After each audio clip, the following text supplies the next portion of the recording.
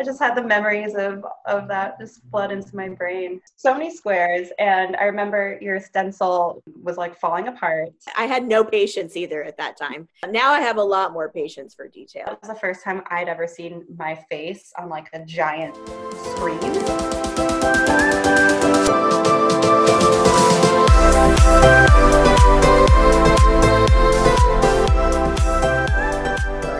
Simone, where are you from? Born and raised in New York City, Brooklyn to be specific. Amazing.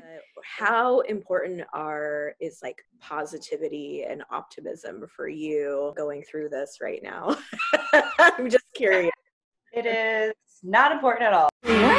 Just kidding. Of course, it's something that I strive for. There are times where it's like either 0 to 60. I've got it all, firing on all cylinders, or nothing's happening. It's really important to connect to the things that make me feel like myself, which are moving my body and trying to work out and breathe and incorporate yoga and cook for myself and connect to people that I love, that we can remind each other of who we are and were before COVID, and how that will carry on after, because there's definitely a line now of before COVID and after COVID, I think, for the rest of life. For sure. So, we've done so many body paint projects together. Do you want to talk about a couple of them? Sure. Sure. I love this one right now. I know it's like the most recent one that we worked on.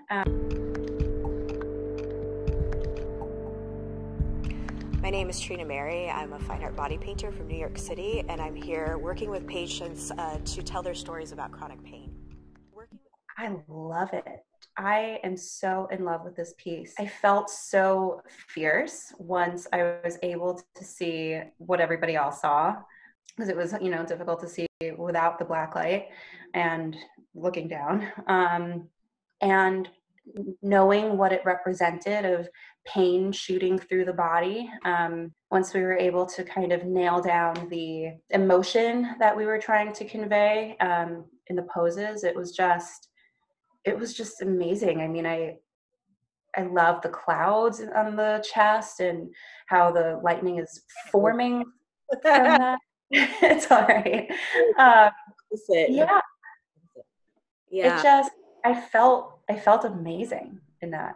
Yeah, and obviously as a person that has dealt with chronic pain and has been struck by lightning, Yes. it was important to me that it was you that I did this piece with, and it was so amazing. Yeah, so great.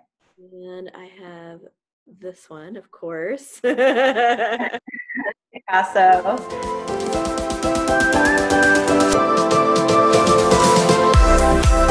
It's so cool to be a piece of like well-known, really expensive modern art. It's amazing, and you did a fantastic job. I mean you always freaking do, and these camouflages, I don't know how you do that, but yeah, this one was a lot of fun, and this one went quick, if I remember correctly. It was pretty fast. I think this only took like an hour and a half.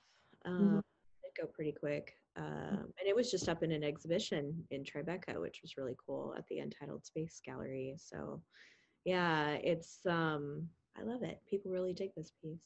Yeah. This was an earlier piece that we did together. I think was this our first commercial piece that we did together? I think it might have been. Hi, I'm Brad Epstein. I'm the Senior Vice President of Corporate Marketing at Precision for Medicine. Today I'm working with an extraordinary body painting artist named Trina, and she is painting models, and she is painting a map of the human genome onto their faces. I just had the memories of that just flood into my brain. First, that one in the photo, that was a lot of fun, and it was a very truncated version of what the ultimate piece was with this guy for Precision for Medicine. the act of painting my body in head to toe, tiny, tiny, tiny little rectangles. So many. So freaking rectangles. I was like, I had no patience either at that time. At that point, I was like, so many freaking squares. Oh yeah, there's so many squares, and I remember your stencil was like falling apart. It was freezing in that giant convention center. There was so much going on. I mean, what was cool is that was the first time I'd ever seen my face on like a giant screen. And also seeing people, I think that was my first time watching people watch someone get painted. Reactions turned from like confusion, perplexity to understanding and amazement. Yeah, that was my first time. That is a really interesting process. Kind of like, well, this is one where we could talk about how people's reactions.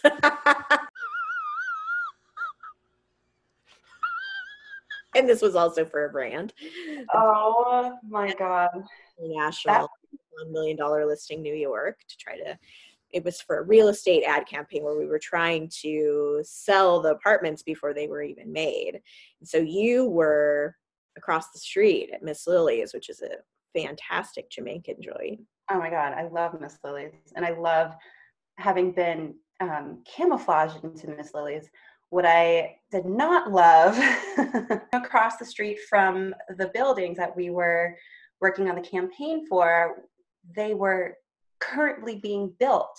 So there were about 50, maybe more construction workers that were outside working and not hiding their feelings and thoughts and comments as a mostly naked woman was getting painted. A lot of people were super excited about this piece, crowding around you, stopping traffic. This one got a huge reaction, like a huge instant reaction on the street.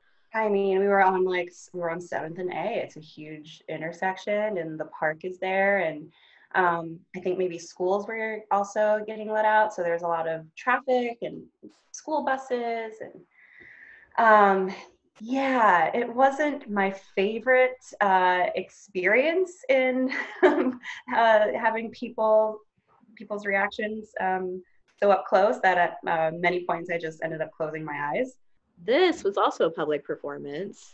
It sure was. That was a fun one. Yeah, so it's a very different feeling, right? How is this one different for you? Because I was in a window, there was this layer of protection and separation, and it seemed more of what I'm used to of being on stage. There was like a stage aspect to it.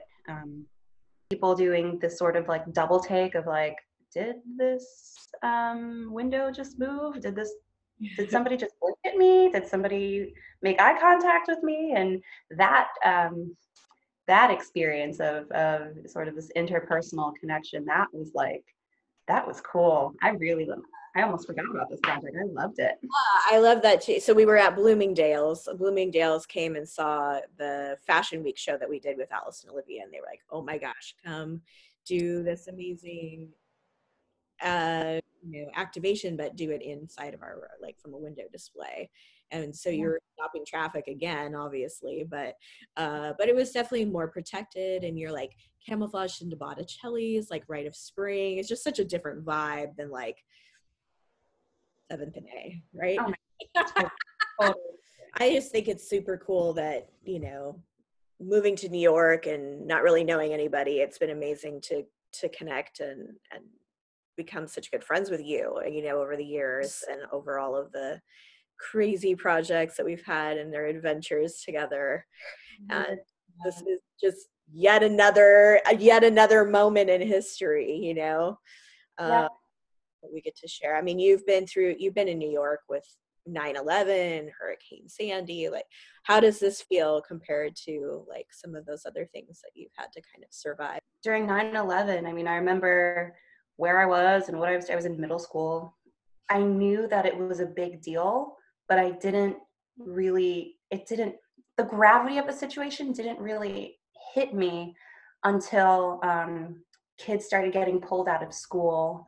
And they said, like a plane had crashed, and my mom was a flight attendant, and they didn't say what airline it was. So at 10 years old, yeah, I just I didn't have a cell phone at the time. So it was just, that was terrifying as like a little kid, like wanting to be, consoled by their parents. For Hurricane Sandy, speaking of my parents' house got wrecked during that. They're in a split level home. The entire first floor and like a little bit of like the second floor got like totally flooded and totally destroyed. They were concerned for me because I had lived in a basement apartment at the time in Astoria in Queens, and we were totally fine. And so I was obviously more concerned for them. And now with COVID-19, it's like I was more concerned for them because they're of a beautiful vintage age. And, my dad seems to always get like bronchitis every year. And so his immune system has weakened a bit over the course of the years. And lo and behold, I'm the one that gets it. Yeah, so I see a lot of stuff, and it's kind of like part of your life to have to sort of like find a way to separate yourself, and keep your inner peace and keep what's true to you. You're going to heal from this. You're going to survive this too. You're going to come out motivated, in some way to get to the other side of this, and it's going to motivate something awesome for you. It is amazing how much pressure we put on ourselves. Yeah. And being Capricorns, it's even more so. Even more so. Aww. Especially this year. But that's very, very true. Yeah. This is another one that was like very intricate. I don't know what I'm gonna like definitely get the image. Sure, totally. A lot of these they're vertical. I painted you as like this cyber alien robot, was sort of the idea. I just wanted to try out new stencils, I think, right? That's what it was. It was just to just give that a shot. That was my first experience in a ball cap. I think my hair ripped it, if I'm remembering correctly, towards the back. And so I think we did like a tucking and like a ponytail and just like focused on the front. It was, obviously very tight, like your head is being squeezed. So I was only thinking of the removal after that. I was like, please God, please don't rip my hair out. It's fine. Your hair survived. My hair survived. It was totally fine. Cool. It was a cool piece, actually. Yeah, you don't get to be a robot every day. And also walking to the bathroom in the studios of Ripley Greer, seeing people I know that don't recognize me. Wait a minute! Who are you? People who might not know what Ripley Greer is, do you want to tell them what it is? Sure. Ripley Greer is one of the biggest rehearsal studios in New York City. I believe there's 4 locations, possibly 5. Where you can rehearse acting and singing and dancing. They hold classes there. I have my acting class. It's usually held there, the Patrick Page Studio. Auditions are held there, a lot of like open calls. So yeah, it's pretty big. Yeah, pretty big place. I think the last time I was there, Ricky Martin was in the room next door, and I was like, okay, that's where we're at. That's where we're at. Awesome. Just never know who you're gonna like run into over there. Totally. I saw Michelle Williams there, actually. That was pretty exciting. So you responded to the casting call I did for this. Getting body painted feels like a complete transformation.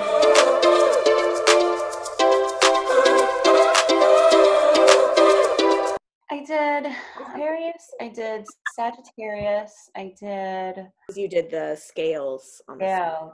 Great.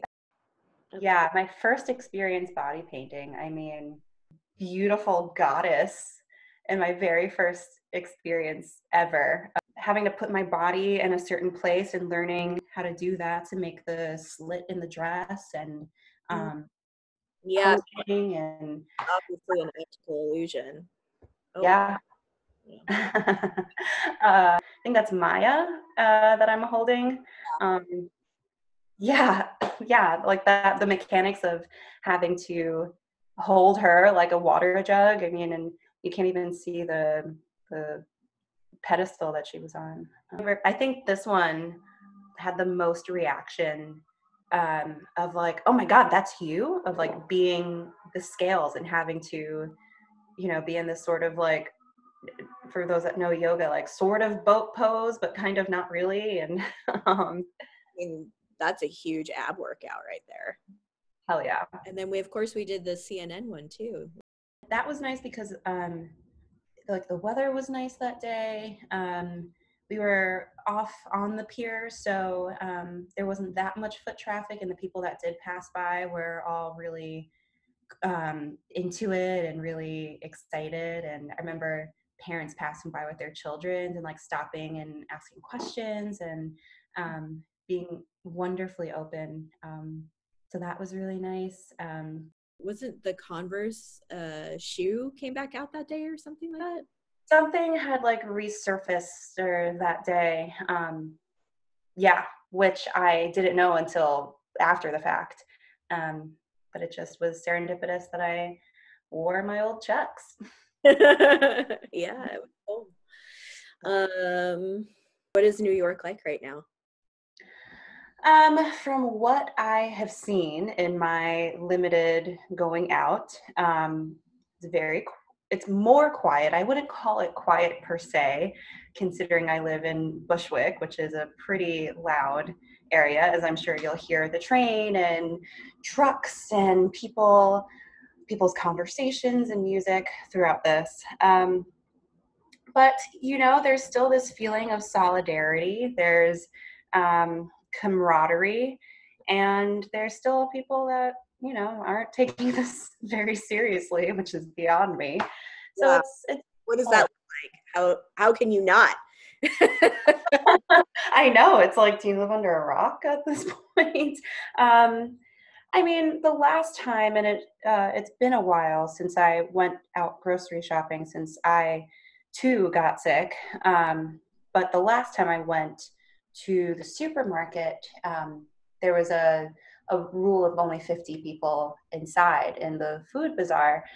So we were all lined up, but this man was very close behind me and like coughing into the air and doing the typical grumbling that he had to wait in line, and he was, you know, I guess he had places to be, which who knows what those were. Yeah, so that's a little bit of what that looks like. I had to tell him to back off. Yeah, for sure. I know. It's a weird moment to have to like to say those things to people, isn't it? It is. It is. Luckily, I don't mind. You know, it is what it is. It's survival. You said you've been sick. Do you think it's COVID as well? Totally. It definitely was. I did not get, I wasn't able to get a test. I tried multiple times, but, you know, not elderly, and I didn't have any life-threatening conditions or pre-existing health conditions. So I couldn't get a test, but I mean, I had every single symptom. It was definitely fever. The highest one was 102. Had the shortness of breath around my 6th day, which was hella scary. I'm at the 15-day mark now and feeling pretty good. Every morning is different. Every day is different, and trying to just still do all the right things, hydrate, etc. When I was going through it, it was more than just the typical like asthma, I can't breathe. It was like heavy lungs, Yeah. where it was like it's hard to describe, but it was this heaviness, this restrictive and I had like severe pain in my ribs. Haven't had before from asthma, but I think because I have asthma, strangely, like I felt like I was able to kind of deal with the panic, and I had the inhaler, which a lot of people don't have, like albuterol and things like that. You need it. You don't need you need albuterol or a nebulizer or something. So. Yes, I prescribed that, which I found very helpful. I still have to use it occasionally. I'm curious, what are you cooking? What are you doing to move your body? What am I cooking? So I was making, so when you have the virus, you lose your smell and your taste. So that was like incredibly depressing for me, because cooking was definitely on the list of the finite list of joys that I have here in my little apartment. So once all of that came back, I mean, the very first meal I made was a ratatouille. Yeah, it was inspired by the Pixar film, because that was another movie that I had watched. And it was okay. It wasn't, my best. My vegetables weren't the same sizes, and I didn't have basil, and so, I did what I could. It's weird without all of the ingredients, isn't it? Yeah. Especially because I couldn't go outside, so I had to just do what I could. So I was doing that. Before I got sick, I was going in on some meals for myself. Like, I bought the Impossible ground meat and made like stuffed burgers. I was grilling pineapple. I made like homemade lentil stews. It's cooking for me is, I always thought if I wasn't involved in entertainment and the arts and acting, that potentially, oh yeah, there I am, that potentially I would go down the route of, being a chef. Yeah, your cooking is amazing. How important it is to you. And thank you so much for doing this and sharing about some of our projects together. Oh my gosh, this was so fun. This is just what I needed today.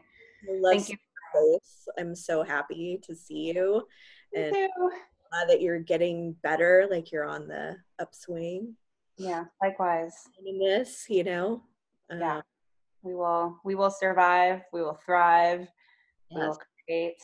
Yeah, this was so good. Thank you for being the impetus to put pants on. Anytime.